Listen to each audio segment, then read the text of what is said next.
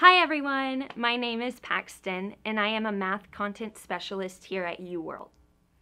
Do you have an upcoming ACT or SAT exam date? Or are you just wanting to know more about the tests? Well, you're in the right place because I'm going to give you an overview of what you should do and what you should expect on your test day.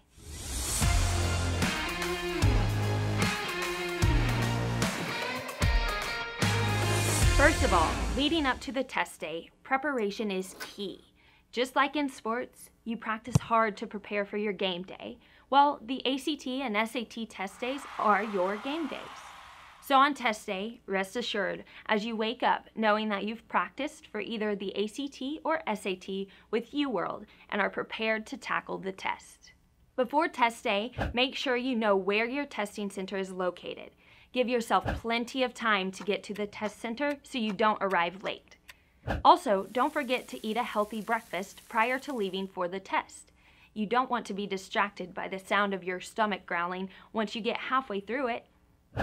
Both the ACT and SAT typically require you to be in the testing center by 8 a.m.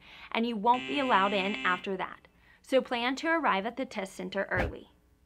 Being early to your test can help you get signed in, set up, and comfortable in your spot. So great, you're planning to eat breakfast, drive safely, and arrive at your test center early. But the next thing you should plan is what to bring to the test. Make sure you have your admission ticket and a photo ID, like your school ID or license. You'll need both of these to enter the test center. Once you're in your testing room, you'll be assigned a seat.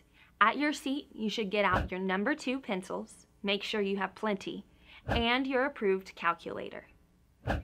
Check out either the College Board website for the SAT or the ACT website for a list of approved calculators. Now on the SAT, you can use a calculator on the second portion of your math test. On the ACT, you can use a calculator on the entire math portion of the test.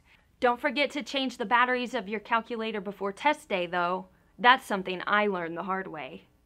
You might also want to bring a jacket, a watch with no sound, and extra batteries. But make sure you don't bring anything that can distract you or your fellow test takers. The test proctors will then pass out test materials and read the instructions. Now these instructions are super important, and if you miss something, you may be at risk to void your test from not following the rules. So listen to your proctor. Now it's test time. The ACT and SAT are both timed tests with different timing for each section of the tests. Make sure you're aware of your time, but don't spend too much time worrying about it. Prior to test day, it's probably a good idea to time yourself on a released test so you can get familiar with the speed you need to approach each section. The ACT begins with the English section. This section has 75 questions. You will have 45 minutes to complete it. Then you will proceed on to the math section. Remember, you are able to use an approved calculator on the entire math section of the ACT. This math section will have 60 questions and you will have 60 minutes. You will then be allowed a 15-minute break. Make sure you're back in your seat before the end of the 15 minutes. Next up is the reading portion. You will have 40 questions and 35 minutes to complete it. The science section comes next. There will be 40 questions and 35 minutes to complete it. At this time, you will have 2 options, the essay portion or go home. The essay portion is optional, and if you signed up to complete it, you will have 40 minutes. If you did not sign up for the essay portion of the test, head on home. The SAT has slightly different timing than the ACT. The SAT begins with a reading section and 52 questions. You will have 65 minutes to complete this section. Then you'll have a 10-minute break. Next on the SAT is the writing and language section with 44 questions, and you'll have 35 minutes to complete this section. Next up is the no calculator math section.